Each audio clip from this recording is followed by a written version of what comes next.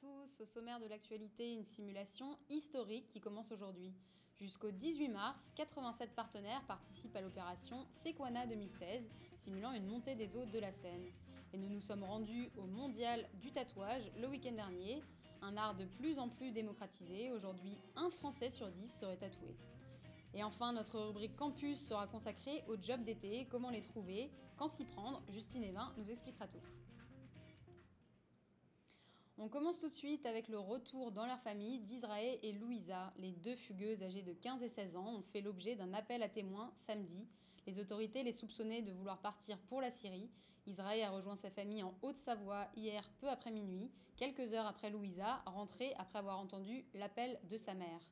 Israël avait été placée en foyer avec interdiction de sortie du territoire. Elle venait de sortir de l'hôpital psychiatrique pour une dépression de l'adolescence et avait déjà suivi une procédure de déradicalisation avec le Centre de prévention contre les dérives sectaires liées à l'islam. Emmanuel Valls recevra à Matignon ces 3 prochains jours les numéros 1 des principaux syndicats, en présence des ministres du Travail et de l'Économie, Myriam El Khomri et Emmanuel Macron.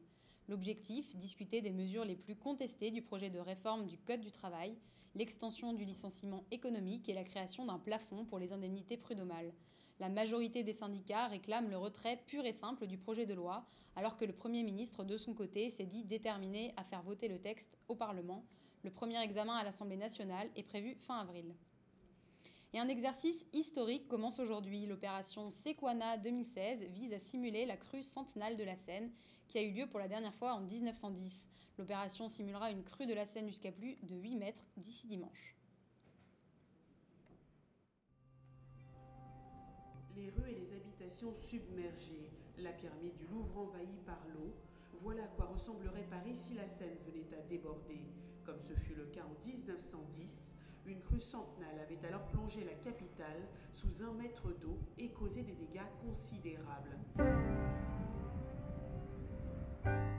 Un tel phénomène se produit une fois par siècle en moyenne. Paris et sa banlieue sont donc de nouveau concernés aujourd'hui et les conséquences seraient lourdes durant plusieurs jours, voire plusieurs semaines. Une quarantaine de stations de métro et de RER fermées, 1,5 million de franciliens sans électricité, 5 millions sans eau potable et 400 000 emplois seraient affectés. Pour faire face à ce scénario, la préfecture de police de Paris a lancé toute la semaine une grande opération baptisée Sequana.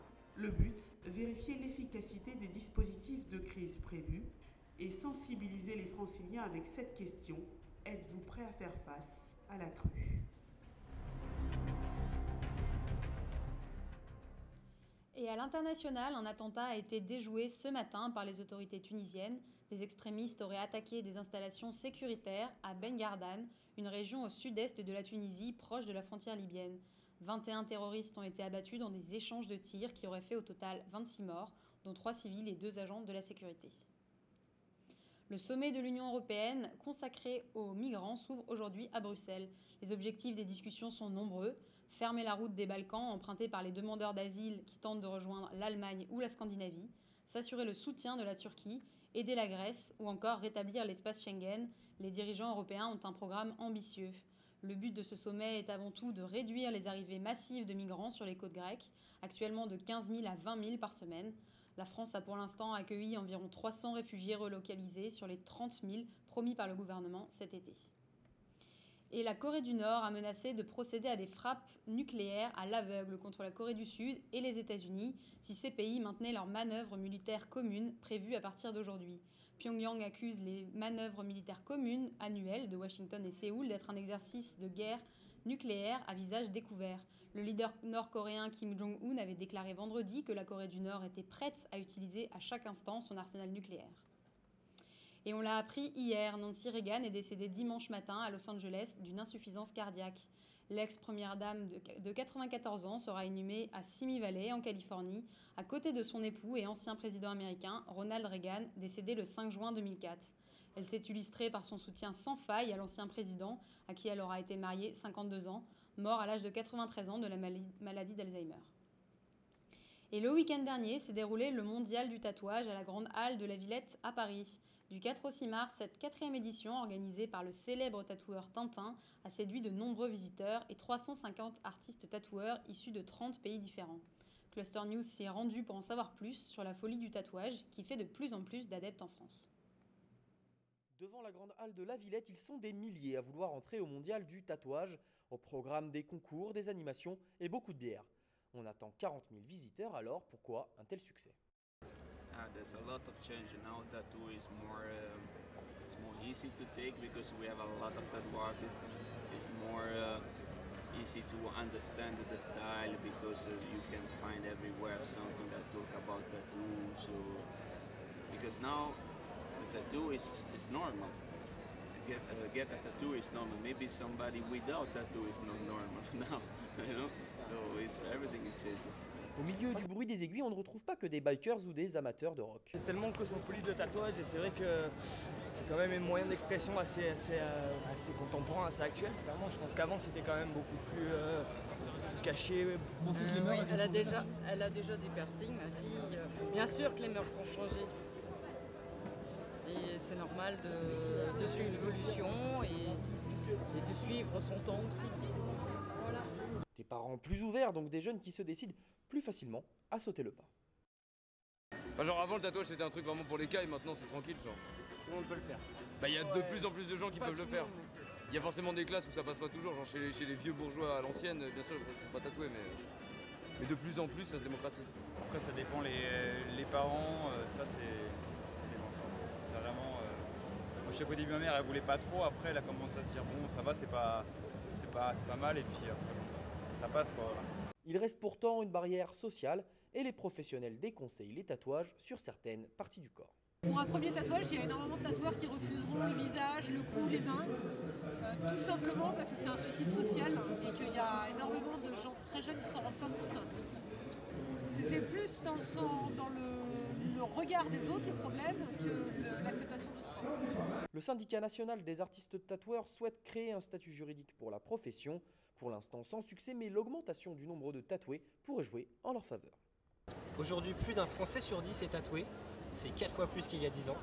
Preuve que le tatouage est ancré plus que jamais dans la société. Et on termine avec une page campus. Au retour des vacances de février, les étudiants pensent déjà à leurs vacances d'été, car les rendez-vous pour trouver un boulot d'été commencent de plus en plus tôt. Justine Evin nous a rejoint sur le plateau pour nous en parler. Alors Justine, comment faut-il s'y prendre pour trouver un job d'été ? Alors avant de trouver un job d'été, il faut savoir déjà où chercher. Donc pour ça, il faut s'y mettre dès à présent car la demande, il y en a de plus en plus. Si vous savez déjà dans quelle entreprise vous souhaitez travailler, rien de plus simple. Allez directement sur le site internet de l'entreprise, rubrique espace recrutement ou offre d'emploi, et vous postulez en ligne pour le CDD de votre choix ou vous faites une candidature spontanée. Si vous n'avez pas d'entreprise ciblée, il existe de nombreux sites qui proposent des offres d'emploi comme l'étudiant.fr ou pôle-emploi.fr. Et pour ceux qui veulent partir à l'étranger ? Eh bien, on procède de la même manière. Il existe 3 sites très connus, eurodesk.org, summerjob.com et job-été-europe.com. Et une autre solution peut être d'aller à la rencontre des entreprises. Oui, exactement, et c'est parfois bien mieux. Le mardi 26 avril prochain, au 104 à Paris, se déroule le salon Journée Job d'été. Animateurs, hôtes, vendeurs, employés de restauration, il y aura plein d'offres. L'entrée est gratuite, donc n'hésitez pas à aller sur place pour rencontrer les recruteurs. Donc ce salon, ce n'est pas moins de 40 entreprises et associations pour des postes sur toute la région Île-de-France. Des conférences et des ateliers se tiendront également, dont un sur la rédaction des CV. Alors Justine, justement, le CV, est-ce qu'il vaut mieux venir avec ? Oui, c'est l'idéal. Avoir un CV actualisé, clair et efficace. Et c'est dès maintenant qu'il faut le faire.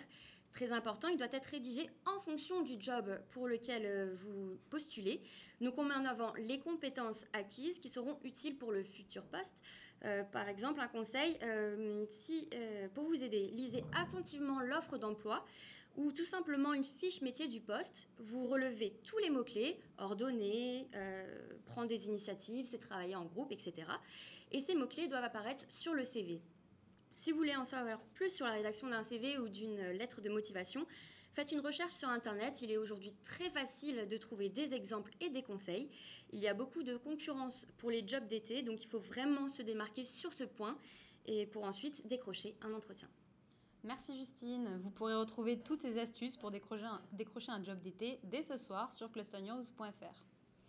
Et c'est la fin de ce journal. Merci de nous avoir suivis. On se retrouve dès demain dans une nouvelle édition.